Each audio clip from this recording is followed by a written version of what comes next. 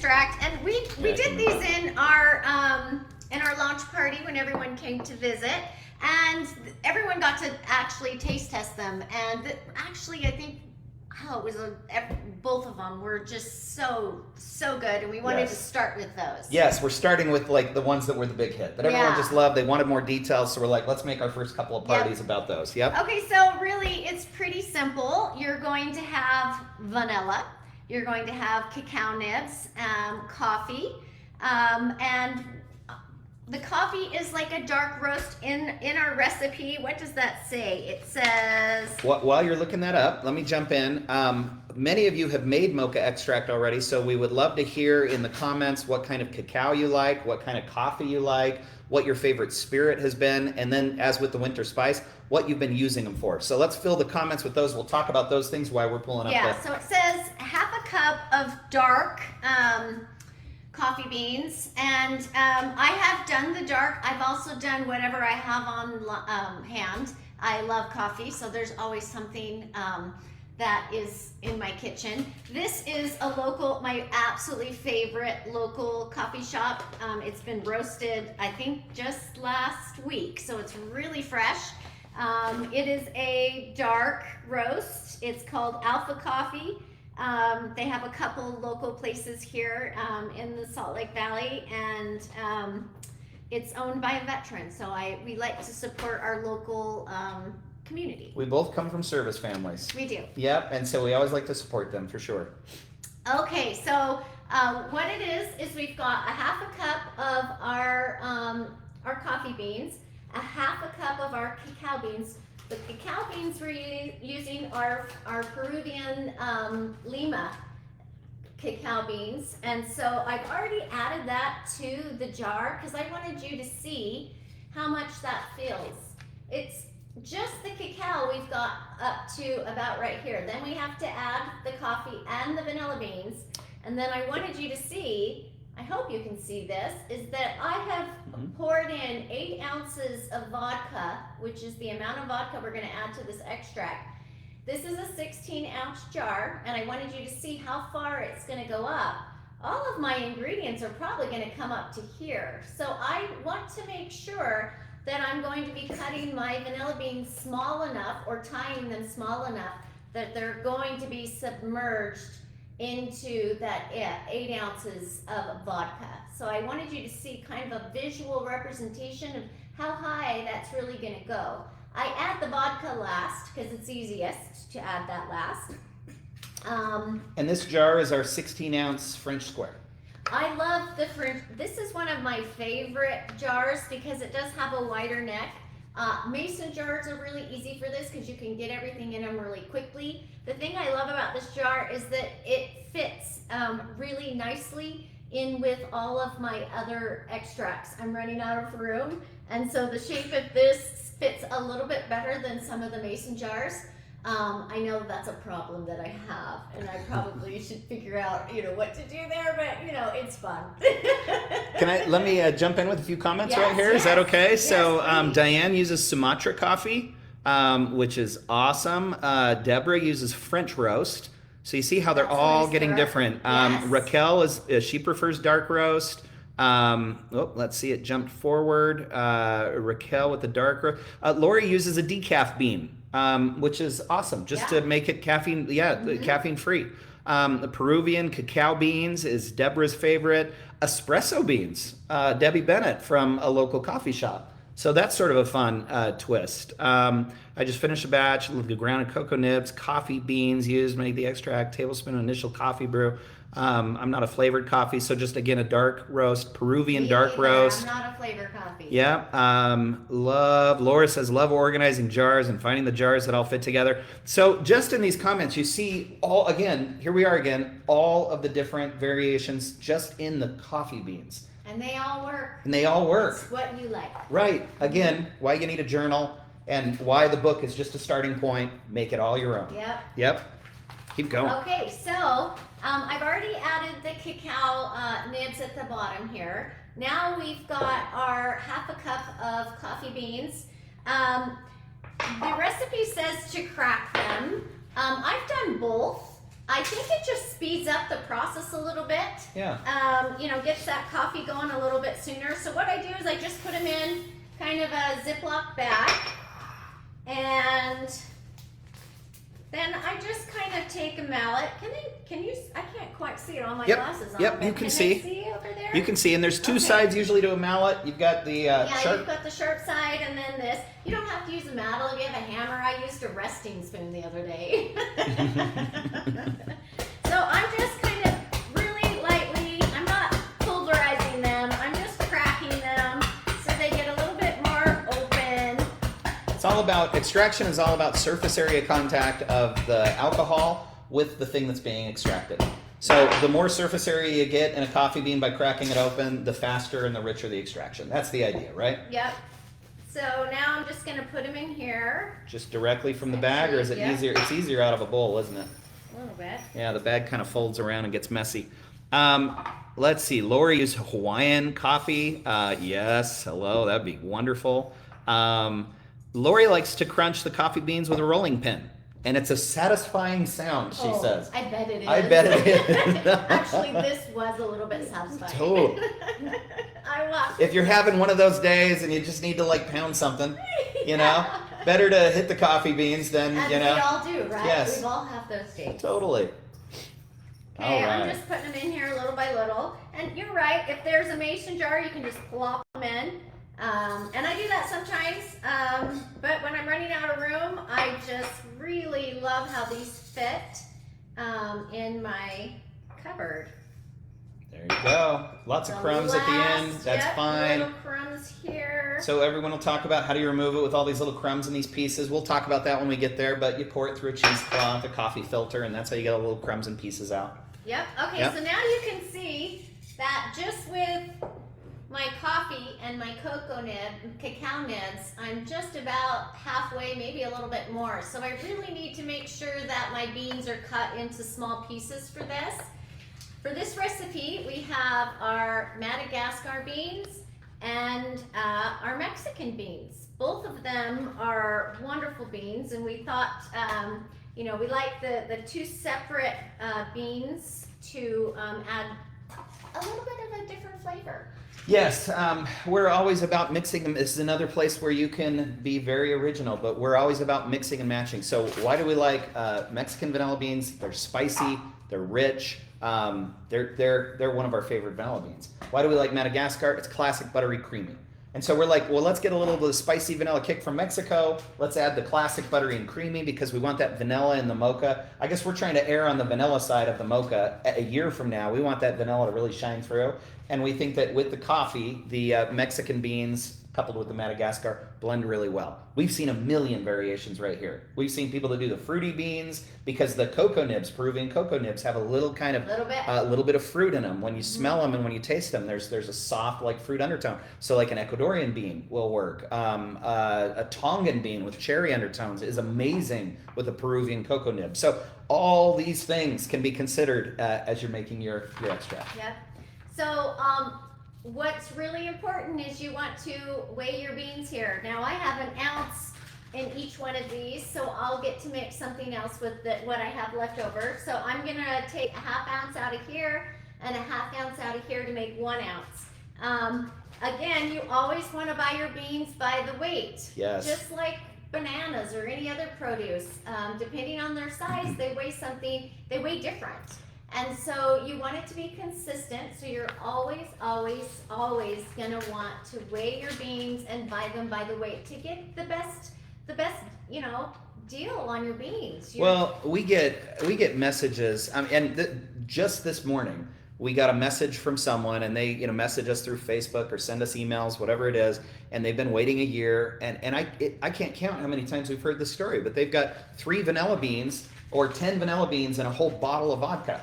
And they think that that's enough. And they had a recipe somewhere online that said, grab 10 vanilla beans, put them in a bottle of vodka, and in a year you're great, or in 6 months you're great, or in 8 weeks you're great. Now, fortunately, that can be saved, right? You can add more beans, you can wait the right amount of time, and you don't have to throw anything out when that mistake happens, but you've wasted all that time. And then 2-3 days ago, we had someone that messaged us, and they did Everclear. And it just killed their beans. So they didn't look at the alcohol content, and they put 10 beans in like a bunch of Everclear, and they waited, and so they didn't have enough beans. And even though they didn't have enough beans, it wouldn't have mattered because the alcohol content of the Everclear just like burned the beans. And I don't know how many times we're over and over, and that's why the book begins with this. Like there's a science to extract making. It's tricky, and it begins with weighing your beans. Beans all are different sizes. You gotta weigh them before you use them to make sure that you have the right amount. Yes, well, and if you have one bean, if you have a Peruvian pompona, that might be enough because it's a huge bean, right? We have beans that are very large that maybe 2 beans will be enough, but then you have some other beans where you might need 10 to equal an ounce. So please weigh your beans. And everybody here is like saying, "Yep, that's how I started. That's how I started. That's how we started." Yeah. But it's so frustrating, isn't it? We're like, this extract thing didn't work because I got 2 beans in this big bottle and it doesn't smell like extract. This whole thing's a sham. Yeah. And it's like, no, there's a recipe and you have to follow the recipe, and there is a right way to do it. And we have found the right way. We've captured it in the book. It's on our website. Please weigh your beans, buy your beans by weight, not by count. Yeah, and when we first did it, we really didn't have enough beans, and I thought, oh yeah, this is good, but I think I had no idea how good it really could be. Yes, absolutely. So, okay, so we're gonna cut these, but I rummaged through. We're so excited about this. This is so fun. This is the first time ever, right? Yes. Never been done before. Not here. Not here. First time ever. I rummaged through my sewing drawer, and I haven't sewed in many, many years. And this is my very first seam ripper that I got when I was a little girl, when I learned how to sew. And so this was a tip we got on our group. Yep. That to slice your beans down the middle, a lot of people in our group, and it might be some of you, use a seam ripper. So I just wanted to try it. There we go. I wanted to try it, so here we go. This is like live TV. This is like when David Copperfield did Magic live and you're just holding your breath. Let's see how this works. We've been so excited. Seam ripper time. Here we go. We're using it to slice open the beans. You're kind of using it like a knife there. Is that how? I thought you got to that was so easy. Oh my goodness, that was so easy. Oh, look at that. Wow, slice. It just kind of goes down the middle. Oh, It has grip. It stays so nice and easy. Now, not all of us have seam rippers, right? You can use a knife, or you don't even have to go down the middle. You can, just cut them. But I'm telling you, Ruth if Ann. you have a seam ripper, use it. It really does work. Ruth Ann just says, "Are you kidding? That's really your first seam ripper?" It is. That is the very first one that you got when you were a little girl. It's kind of like fading on the end. Still have it. I love it. My grandma gave it to me. Yep. Connie Robinson said, "Oh my gosh, you're using my idea." Connie, it may have been you, or we saw it. I'm not sure who what was, but it may have been. It's a wonderful idea, you guys. Check this out. It is so easy. Justin got his out too. He said, "Deborah, I love it. Is that how people use it?" Ruth Ann's asking, "Is that how people use them?" That's actually a good question. In my head, I actually thought we were gonna like hold the bean and do it like seam it out this way, not using it like a knife. Oh, like this? Well, you could. No, you mean getting the caviar out? Yeah, I think that's she's saying. Like, how do most people use them? Do you put it on a cutting board and use it kind of like a knife, or do you hold one in and like slice it open that way, like push it through? That's my question. Oh, you have to have some kind of resistance to really get through get through it. Yeah. So someone says I use a sharp paring knife. That's so funny. I did too. Ruth Ann. Nancy says she has dozens of seam rippers, but she likes her knife better. Hold and push. Lori said, "Jill, try starting at the bottom, stab it with the point, and go upwards." Okay. And Deborah says, "Whatever works at the time is what I use." That's what we use too. I know, whatever you can find, right? But I might leave this in the kitchen. Well, and I think this is just because at our core, you and I are like vanilla nerds, and so all this is it's a new way to play with our vanilla beans. Well, isn't this fun? We're playing with you guys with your ideas. I love it. Oh, BJ likes her toothpick knife. Boy, you're getting lots of chatter on the seam ripper. There we go. Yes. The seam ripper. I love it. We have done it. Starting from the bottom to the top was great, or top to bottom. I thought they were both pretty easy. So, get your seam ripper out and see what Yes. Okay, I really am going to cut these into small pieces, guys, because I don't want to have to mess with little like curls at the end sticking out. Yeah. So I am going to just kind of cut them into little pieces. And since I sliced them down the middle, that caviar is going to be even more exposed. If you want to save some of your caviar, you can tie them into small knots, and that will work as well. So we knew we were going to cut beans into small pieces, which is why we're putting them in at the end and they're sitting on top. If you want to do whole beans and you follow the way our book is laid out, you'll actually put the beans in first, because that way the beans will be hitting the bottom of the jar and they'll stick up. So if you've knotted them, you'd put the beans in first. If you don't want to cut them into small pieces, put them in first and then pour everything else over the top and it'll fill in all the spaces. If you know you're going to cut them and they're going to lay low, then go ahead and put the beans on top. And the nice thing about the beans on top is they'll hold, like all the cocoa nibs and the floating coffee, they'll hold it down. And so I don't think that that's explained in great detail but in the book, but that's something that we've learned. So it's the pros and cons. Beans on the bottom means you can leave them whole and you don't have to cut them small to make sure they're submerged. Beans on the top means they'll hold down the coffee nibs or the other things like a fermentation weight. But I mean, just touching them, I have caviar all over my fingers. Like, this is all going to be in our extract. So I just can't wait to try this. So much fun. Okay, so now we have all of our ingredients in here except for the vodka. And the vodka I just wanted to get one middle of the road Svedka. It is widely available. It's a middle shelf. It's not too expensive. And it's available to everyone. It's just a nice middle of the road. If you go to our website, we have top 10 lists of all of our favorite alcohols. So we've got a top 10 rum, a top 10 whiskey, a top 10 vodka, a top 10 bourbon. We're adding more. We might get into brandy. Svedka has been number one on the list for the beginning because the price is cheap, super smooth, great quality. So, in terms of bang for your buck, Svedka's awesome. Yeah, We're fans.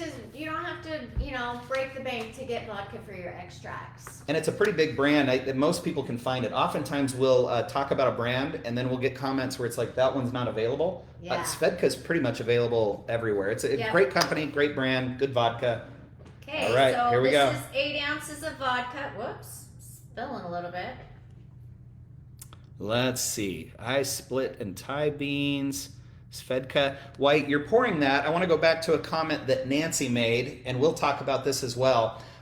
So you all remember the recipe for vanilla extract per FDA instructions. It's actually 0.83 ounces of vanilla beans to every 8 ounces of alcohol. Alcohol should be between 35 and 50% ABV, right? So that's sort of the recipe.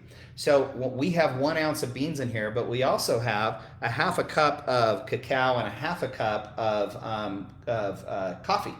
And so there's a lot of ingredients inside of there, right? So the question comes up, what will happen is the coffee beans and the cacao, they're going to absorb a lot of that alcohol. So you're going to see that pretty quickly within like the first week or two. Mm-hmm. They'll just start drinking it all up and you'll see that alcohol level drop. It's okay to top it because you have more ingredients than the minimum 0.83 ounces to every 8 ounces of alcohol. Mm-hmm. So the extraction is still going to be great. There's room, top it off to make sure that everything is submerged over time to get a really rich extract, and you'll be just fine as you go through the topping. The cacao is thirsty and the coffee is thirsty. And that's another reason that it's good to put the vanilla beans on the bottom, because if your alcohol goes down a little bit over time, your vanilla is still getting extracted at the bottom. But I wanted you to see how much the other ingredients fill the bottle before we actually put the vodka in. So that's why we did it this way. But normally, we would put the vanilla at the bottom, and then you don't have to worry about it kind of being exposed out of the alcohol as the alcohol gets absorbed. And maybe we hold that up to the glass. So again, This is 8 ounces of extract. We used a 16-ounce bottle, and that 16-ounce bottle you see is full. And look what's happening. Those coffee beans are trying to float. Mm-hmm. The vanilla beans are kind of holding them all down. Over time, everything will sink in. Again, the vodka is going to get absorbed. Top it off. You're fine. You've got enough ingredients in there where you can add more alcohol and be just great. And now the wait begins, and I always just I mean, it's fun to smell just right out of the chute. Well, who doesn't love the 'Cause smell it's of the coffee smell of and coffee, vanilla right? and chocolate. Yeah, seriously.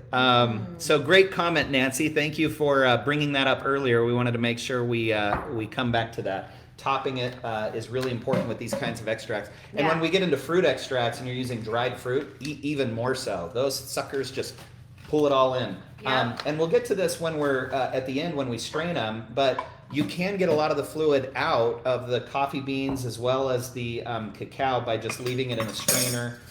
Using the Chemex method like we used in a previous live, Yeah. where you put it all in a Chemex in that coffee filter and just let everything drip, and then you've got like nice fluid that's been extracted that you can pour back into the extract. There's lots of ways to get the fluid out of the beans when you're done, Yeah.